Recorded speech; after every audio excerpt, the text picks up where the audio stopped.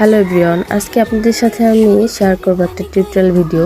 আমাদের হাতের আংটি বড় হয়ে গেলে কিন্তু আমরা সুতা বা কাপড় পেঁচিয়ে তারপর হাতে ফিটিং করি, তা না হলে তো ফুসলে যাবে। যাই হোক, আজকে আর এটা করতে হবে না। আপনাদের জন্য ইউনিক একটা জিনিস নিয়ে আসছি, রাবারের স্প্রিংয়ের মতো। তো এটাকে আমি কি করব, সুন্দর করে আংটিটাকে একদম পেঁচিয়ে পেঁচিয়ে পুরাটাই কিন্তু পরাইতে হবে ড্রেসের মতো। তাতে কি হয় যে হাতটা কিন্তু যতই আমি পানিতে ভিজাই ভিজা থাকবে না, সাথে সাথেই শুকনা হয়ে যাবে। আর কাপড় দিলে কি হয় যে হাত যতবার ভিজাবেন ওই কাপড় বা সুতা ওইটাও ভিজা থাকে, আর হাতও সারাক্ষণ ভিজা ভিজা লাগে, দেখতেও কিন্তু সুন্দর লাগে না। আর এইটা করলে কি হয়, আংটিটা একদম অনেক সুন্দর লাগে দেখতে। কেউ কিন্তু দূর থেকে বুঝতেই পারবে না এটা কোনো স্প্রিং দেওয়া হয়েছে।